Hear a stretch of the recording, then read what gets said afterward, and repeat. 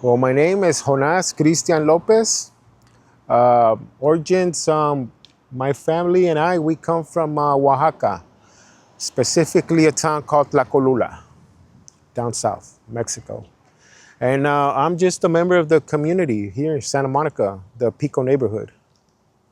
This is home. This has been home for a long time, though I have at times resided in different areas, the Westside in particular, but we always came back home. My birth cradle is down the street on 22nd in Delaware. So if you walk down the street, it's actually it's actually down the street. Yeah. The apartment's right next to the freeway. 1838 is the building. I think it was apartment 10. Okay, there's stories that my mom and aunt share about that, told me about that they came here when they were young. Mostly my older tias, right before my mom did. They must have came here like in the mid to late 70s, okay? And they all shared an apartment, a one-bedroom apartment. It was like 6 of them in a one-bedroom apartment, including my mom. They got here through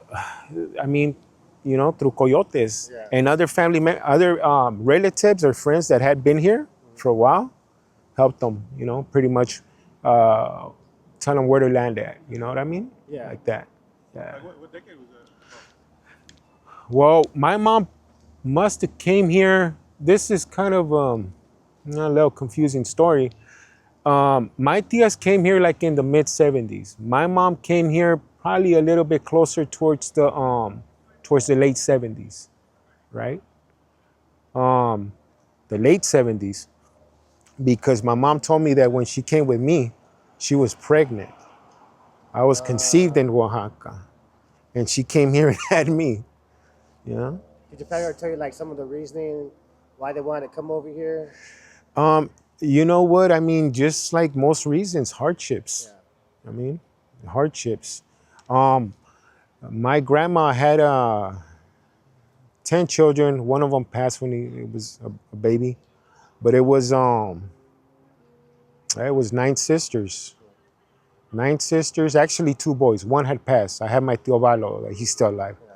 But yeah, they came here, hardships. My grandpa passed away rather young, so it was really difficult for my grandma.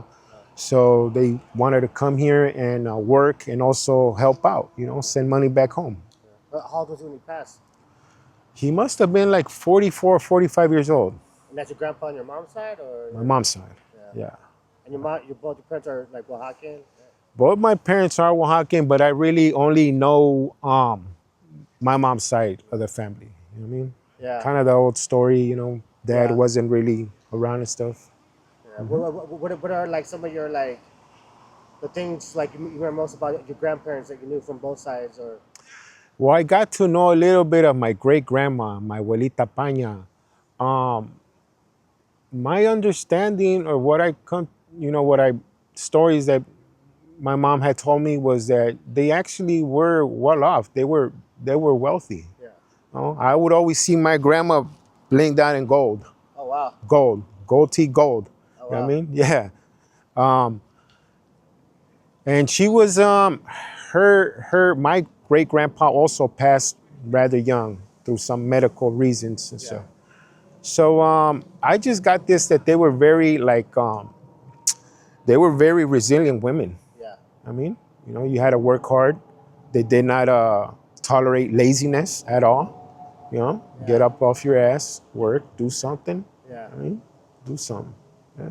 That's what I got from them. Yeah. Did you remember any kind of like any stories that they shared of like just like growing up or like? Well, no, like actually, I lived there. I lived at my grandma's. My mom came here, and I think I must have been maybe 2 years old, and we went back to Oaxaca.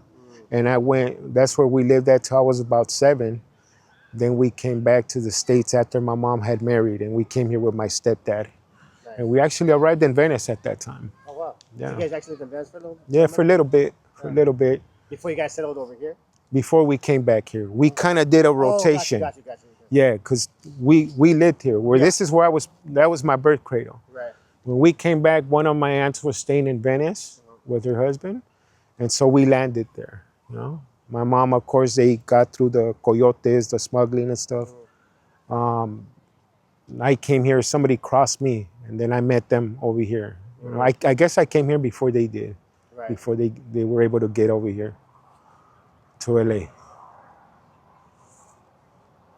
But the stories that my grandma would tell me were just pretty much, you know, my grandpa, her husband was an intelligent man. He was hardworking. He was creative. He would always go on these long, like almost like journeys, right, outside of Oaxaca or the pueblo, and he would come back with like, he'll come back with all kinds of stuff. It could be you know, like goats, you know what I mean, domestic farm animals, Yeah. to even like exotic jaguar skins, Oh, wow. iguanas.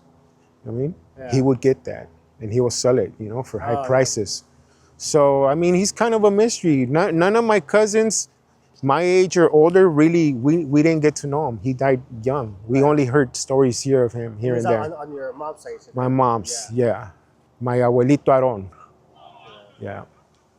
And I mean, after that, the stories were mostly of my grandma. You know, just had to persevere with his absence, and they were panaderos. My grandma was panadera, and you know, it was like over there, like a in-home built business, right? So that's what she made part of her house over there. Her home is like, you know, panaderia. Yeah. And that's how she used to get up early in the morning, and my tias would help her out. Some of them would go to other like relatives, like uncles or tias, to go, you know, do kind of like housework, house service. So over there, was there like in the panaderia, was there like it's like a general like, community commerce there, or was there like more tourism at that time that you remember, or? No, so the panaderia was at home, my grandma's. So the local market, which le llaman la plaza, right, which is where they gather, people come. That's where you would see tourists, right? But also too, more than tourists that would be buying there is other native peoples from different regions of Oaxaca. Right. More like the mountainous area, where you have what they call the people like the mijes. Yeah. And they'll come back because they were in more rural.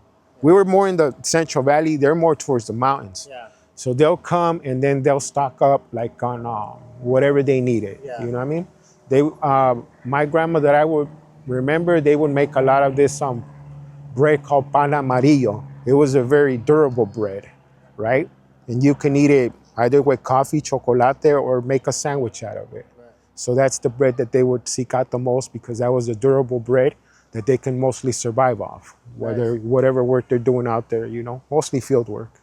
Correct me if I'm wrong too. So What's Oaxaca, up? my understanding is that like the main people there, the main like original people there are the Zapotec and the Mixtecs, right? In the Oaxaca, for the most part. Zapoteco, there's like 5 of them, but 2 of them that I really, you know, known or just seen more is, well, know more about is the Zapoteco and there's the Mixteco and the Mije. Mije, okay. Exactly. And like, what are some of like, cause when people say Oaxacan, like there's obviously no like common culture, but like what are some of like the like how would you describe some of like the cultural differences between those 3 different people within Oaxaca? Well, see, I would say this, that the Mije, they were more into the more rural, more towards the mountainside. Their dress, their huipil, Yeah. they still dress like that. Yeah. Colorful huipilis, as opposed to, you know, us in the valley, we weren't really, I mean, only some of the older ladies, the older aunts, the older grandmas, they still wear those like traditional dresses. Sometimes, right? Yeah. Some more than others, but right there with those people, that was like their everyday, you know, attire. That's how they came, and them didn't really speak much Spanish at all. Yeah. Just the indigenous language, Zapoteco. My grandma speaks that. My older aunts speak that, but they work in And like that's the Mije people, right? The Mia? No, the Zapoteco. Oh, Zapoteco, The okay. Zapoteco and the Mije. Yeah. But there's differences though. There's Yeah. different. I don't know if it's, I would say kind of dialect or something. Yeah, it's just more subtle. Because different language though, no? It's similar, but it's different. It's almost like, let's just say how Mexicans and Salvadoreños speak Spanish. Yeah. Like if you can kind of get it, like how I'm Yeah. trying to explain it. Yeah, there's just different ways that they go about the language or different. Yeah. Yeah, or the way they pronounce something, or in the tone, or even Puerto Ricans, you know what I mean? They speak Spanish, but I had a hard time understanding them for a while. So I started kicking it more around them. That's what I was going to ask you. Did you get any of the Zapoteco and like how much like did you? I got some words, but I mean, embarrassingly, I didn't pick up on it. Yeah. You know, I didn't. You know what I mean? Yeah. I would love to now, Yeah. but to me, it's a complicated language. I mean, Yeah. it's complicated. I would have to really have somebody teach me that. Yeah, just something like, what you saw growing up as far as your family life goes. Well, I mean, I must say that they gave it effort. They worked hard. They tried it. They were going as any other family that's of immigrants comes to pursue what they call the American dream, right? Yeah. They wanted that. You know what I mean? And I mean, they tried. They really tried. They worked hard. You know. My mom was in housekeeping, to taking care of working in convalescent homes. My stepdad worked in the restaurant industry.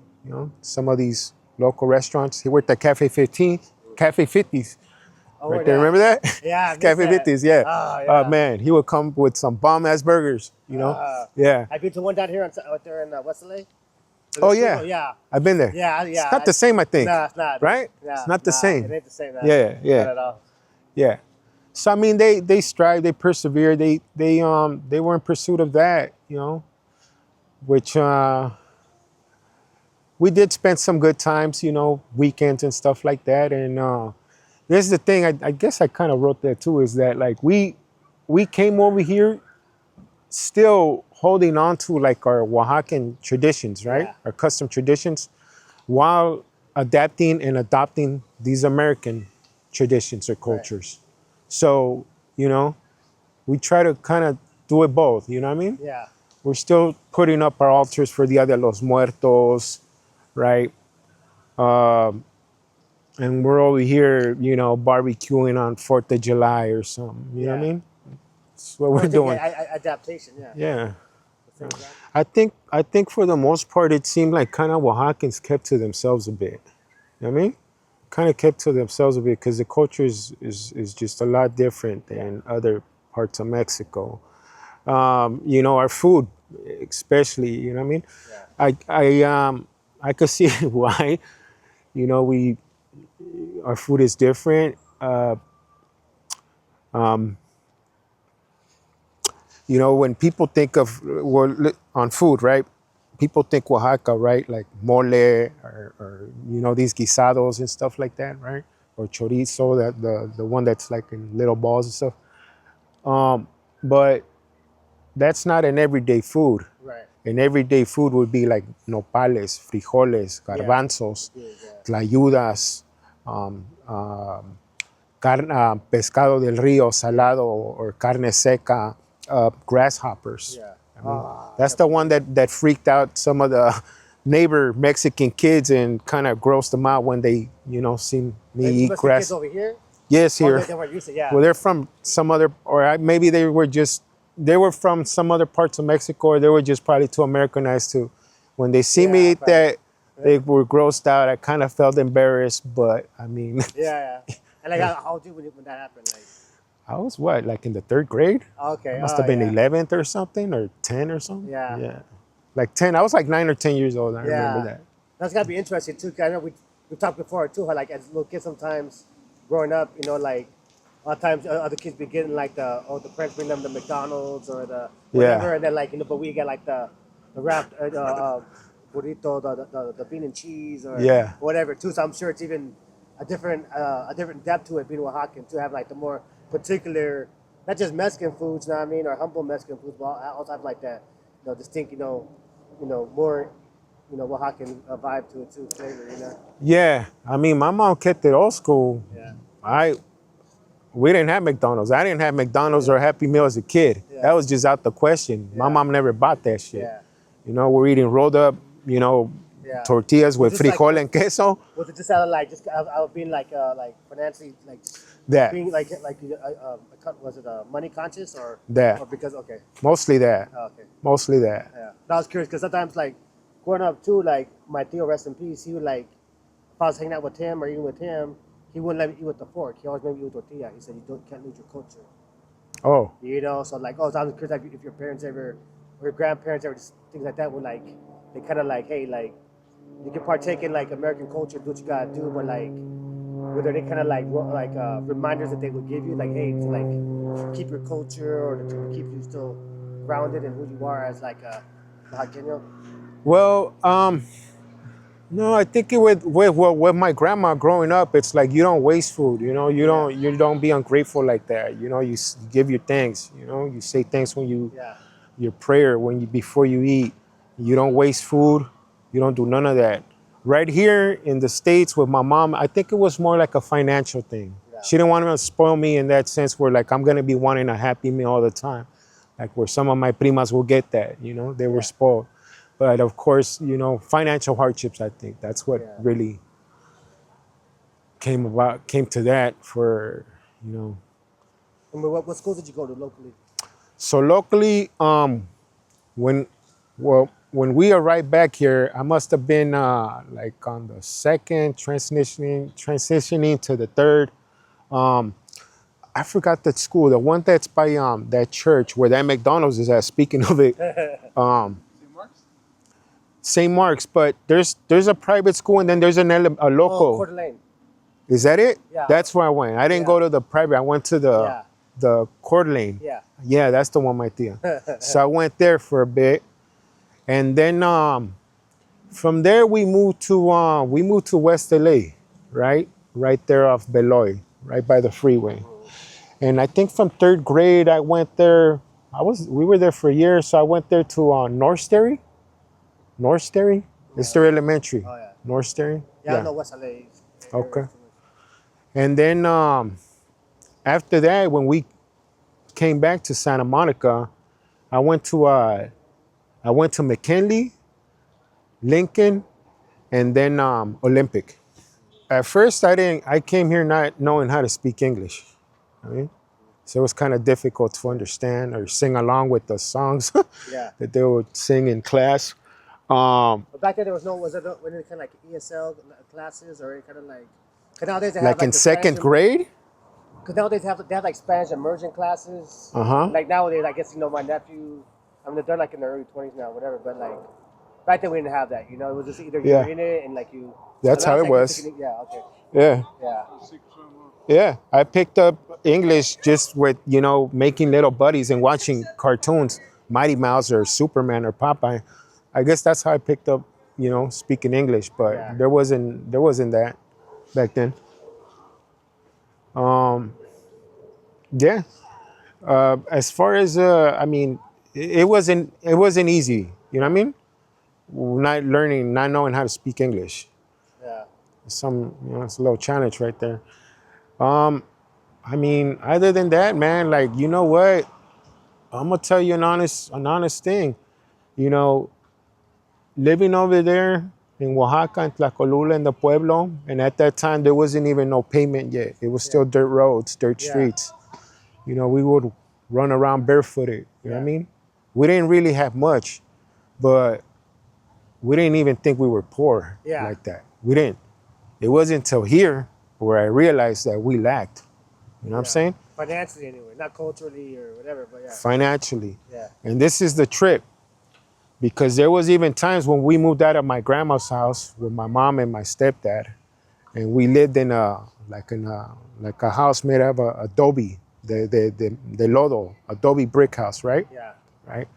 We didn't have no power. We didn't have no plumbing or no sewage, right? We had to eat by gas lamp or candle, but there was still something to eat, right? Yeah. Coming over here, my parents working, they're able to get a home. The lights are on. There's food in the fridge. It's just that the comparison of the clothes and the shoes that I was wearing, you know, were a subject to be made fun of by other kids around here. Yeah. So I remember, like, you know what I mean? Yeah. Why were they making fun of me? Yeah. Like, because of the shirts, the shoes and stuff, you know, Yeah. because I don't got the trendy shit they do. Yeah. But I mean, nonetheless, we're better off, you know what I Yeah. mean, as far as like, But even like, you know, for me, you know, I'm older than you, but like growing up too, like there's still like more of us for the most part were, you know, have similar economic background, but then you had some of the other Mexicans who like they had a little more of a well-to-do yeah, upbringing. They had like the more Jordans all the time. They had like the little, you know, they weren't wearing the Chucks like us. They were wearing like like the top line yeah, stuff, whatever. You know what I mean? So like we're like yeah. even among Mexicans too, like you were getting that as well, yeah. Yeah, you got that here on the west side, you Yeah. know what I mean? Yeah. Where the little gabachillos are clowning you for wearing the same cool shirt Yeah. that you think is cool, but you're wearing it often. Yeah. To even the other Mexican kids, también, the ones that are better well off, that, you know, a little bit more, let's just say well off, Yeah.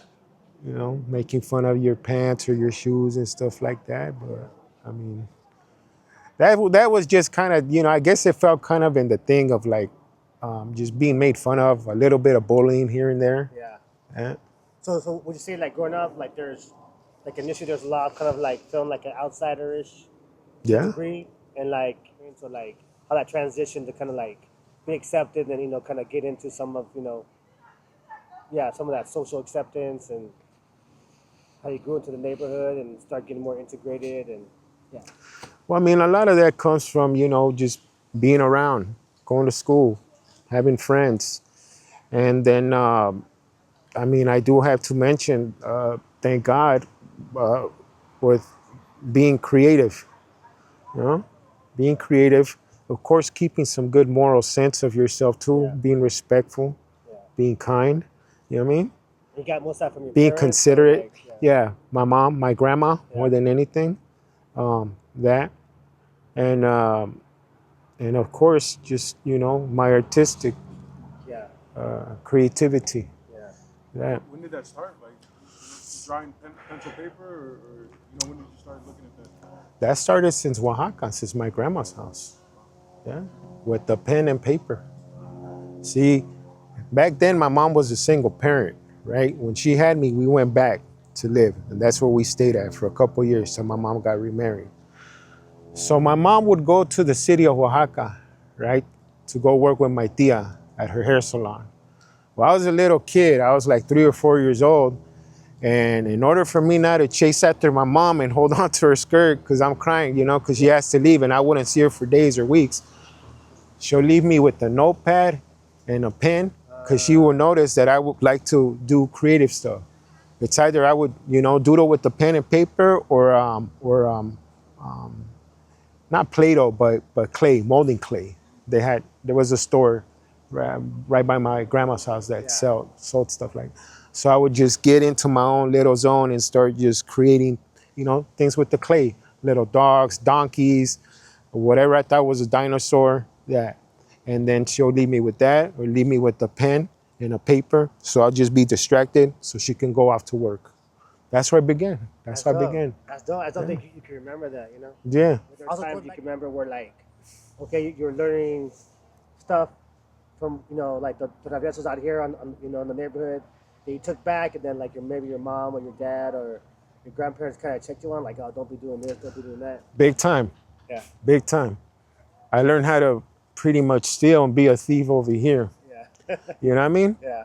But that also came because of a sense of lacking. You know what I mean? Yeah. You know, I guess a turning point was when I was 12 years old, when I asked my mom I wanted a shirt, and she couldn't afford. And I remember out of desperation, I was like, why can't we afford it? I'm just asking for a shirt. Yeah. She's like, I can't right now. I got so frustrated that I punched a hole through the fucking window, broke it, cut myself. And that was the last time I asked my mom for anything, especially on my birthday. Yeah. And of course, having neighbors a little bit older than me, cousins and stuff, and what they were doing, You know, I got into doing that, which at that time we were stealing fucking pull-out steroids, Alpines, Yeah, yeah, yeah. speakers out of cars. So I got into that, you know what I mean? Because too, I didn't want to ask my mom, you know, no more, you know what I mean? She did end up buying me the shirt though, because she felt bad. I guess she struggled somehow, but she bought me the shirt. But I mean, the whole point is just, you know what I mean? Like, I was just frustrated. I couldn't understand at that time. Yeah. Like, why couldn't she just buy me a shirt, you Yeah. know? It's crazy shit we do. And Kids. so like I mean, growing up too. I mean, obviously, you know, you're from the neighborhood over here too. Like, if you want to talk a little about like kind of how like kind of got how that kind of happened, and a little bit about that journey, maybe some you know some positive aspects about that type of culture, and then like maybe some negative things, and then how you started to transition out of that.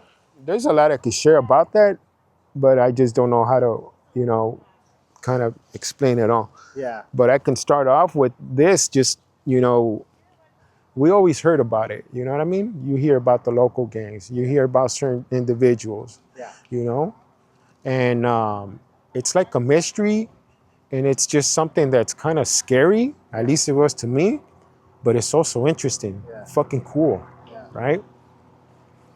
So, of course, I have an older cousin that's going to SAM already, and some of his friends, you know, their brothers are like, you know, from the neighborhood. Right.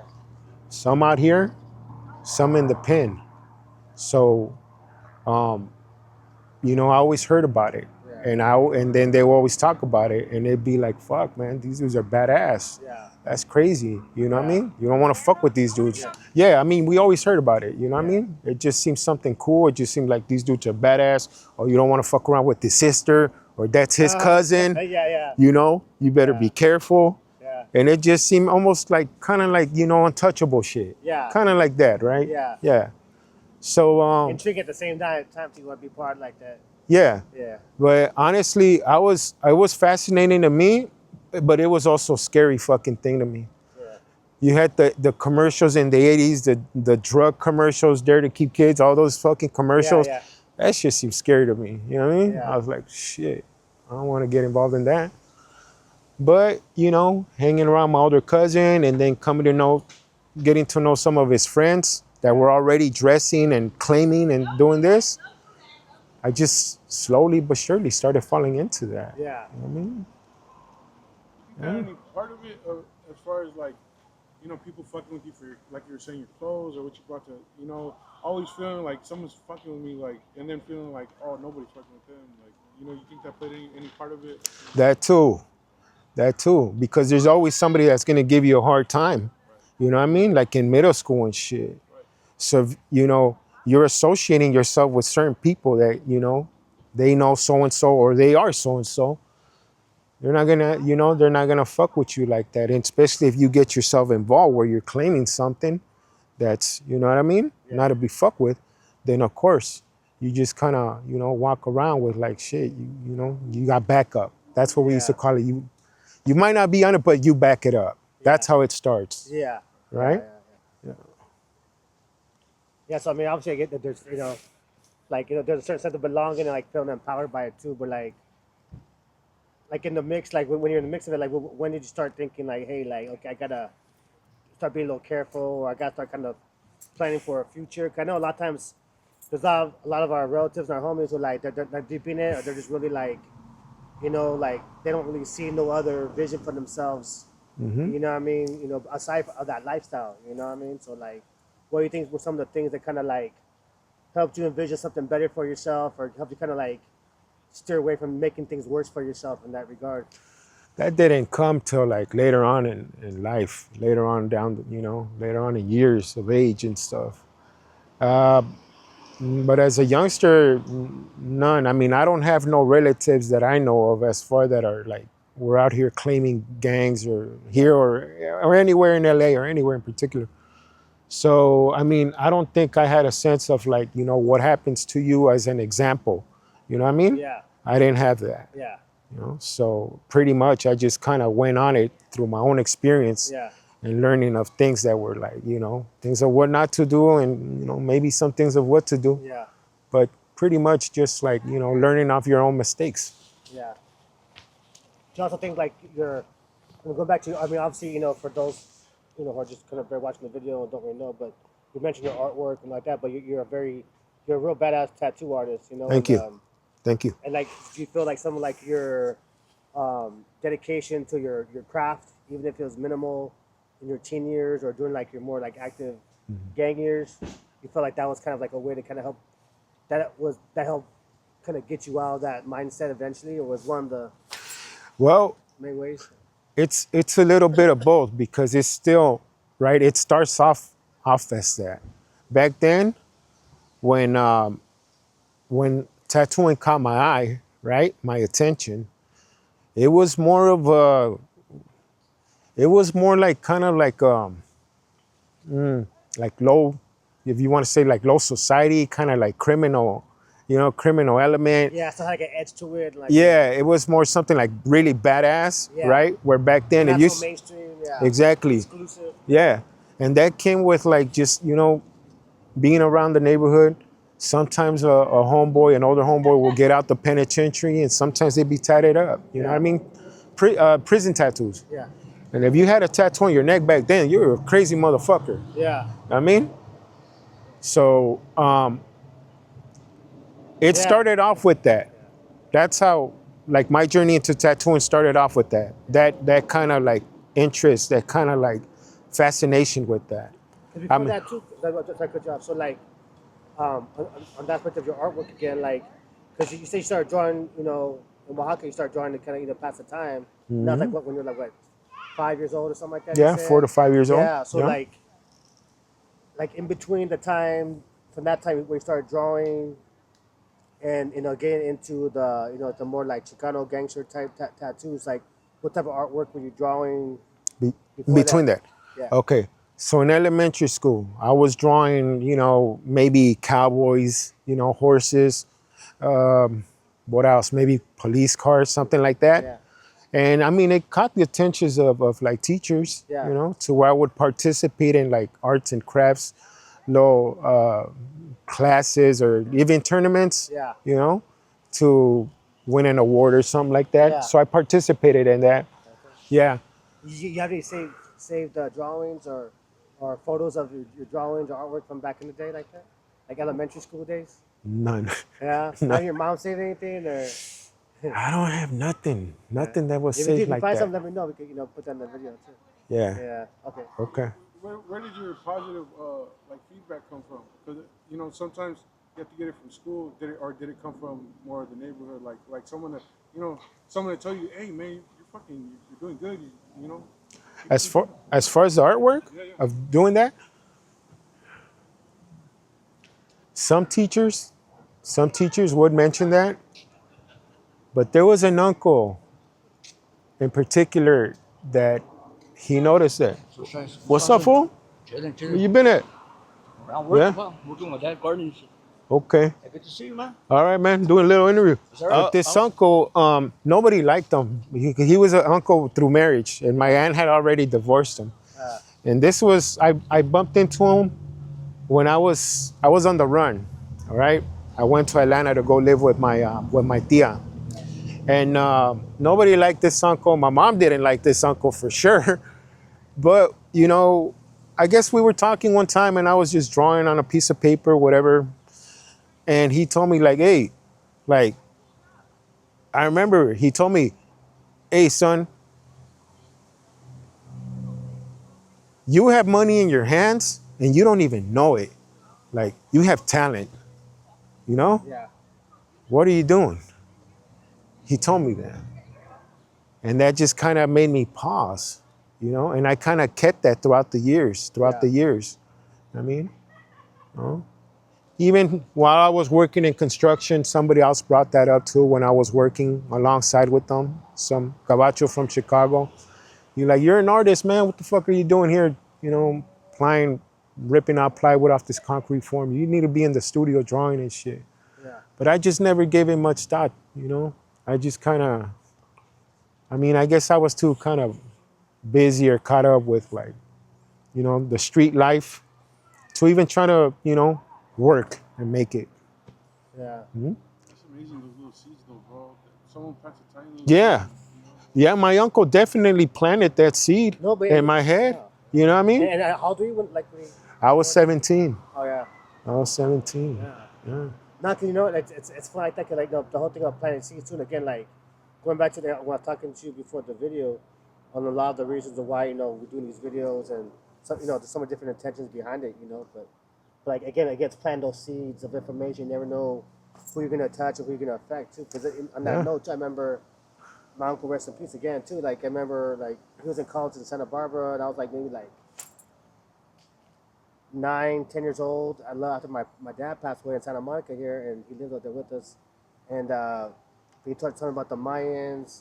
He's all your people are the first people to come up with the concept of zero. I'm like 8, 9 years. I'm like, okay, yeah, whatever, you know what I mean? But then like later on, I realized, okay, like that planted my seed, the seed in me to want to learn my history.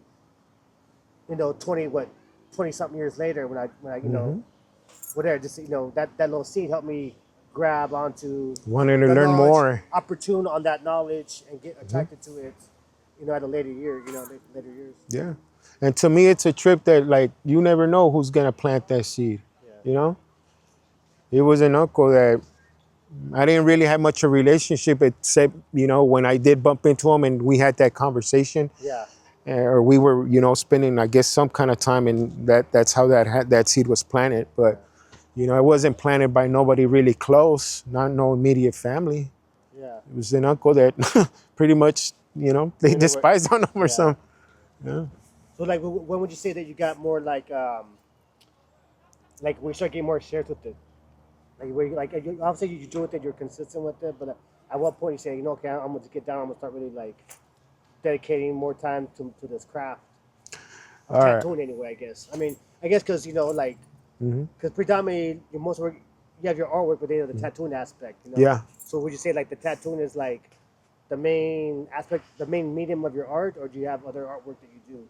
No, Besides tattoo like your main stuff. I'm always gonna originate it to pen and paper or pencil and paper.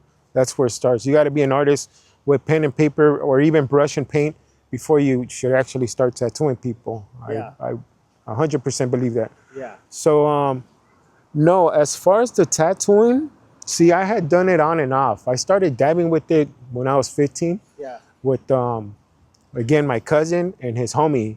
His older brother had just got out of prison, and he made a home like a prison style machine. Yeah. And he handed it to his brother, which his brother handed it to my cousin when they were at Samo. And then my cousin, knowing that I like to draw or do letters, Old English, all that shit, he handed me the machine. And I was just fascinated with it. I was like, what the fuck? Holy shit. I just got eager to just learn how to use it. Yeah. Well, I wanted to use it. So do you remember when did you do your first tattoo, and who did you do it on? Your first official tattoo, where you feel, okay, like. Who did I do my homie, first or tattoo on? I must say, was it myself? I think it was myself first, because I remember when I was 17, I made my own tattoo machine, according to how I remember that they were being made, right? Like prison style, right? With the guitar string, the pen, this and that. And I remember going to a guitar center. There was one over here on Wilshire back in the days. So I made it. Yeah. And it had to been myself. I practiced on like my knees, my wrists and stuff. Because my mom got tired of seeing the lemons and the bananas tatted up. She'll come home, and she did not like that shit at all. She hated that I wanted a tattoo. She despised it. So I was tattooing the lemons, the oranges, the bananas, because of the skin, right? And she'd come home and see, like, placazos or chicanos. Yeah. And she'll get mad. She'll whoop me. She'll get mad. So then I just started tattooing myself, Yeah. So then there was a homie that was, I guess, down enough to let me practice on him, a homie Dopey. And then I started practicing, and then I started practicing on some other, some down females out here, some other down homeboys. And then, some of the other homeboys started noticing. They're like, hey, your lines are pretty straight. Right? Yeah. So I guess later on, like in what? And how old were you around that time? I was 17. Oh, wow. Yeah, I was doing that. I guess I was trying to dive into entrepreneurship or Yeah. something like that back then. But yeah, I was doing that, and then it was what till 1999 or something when I opened up going to 7-Eleven, getting a tattoo magazine, right, and being able to just check it out and being able to just order like what I thought were professional machines, coil machines at that time. Then I ordered that. Oh, I started getting busy with that, and I had to learn that and make all the other mistakes that come with that too.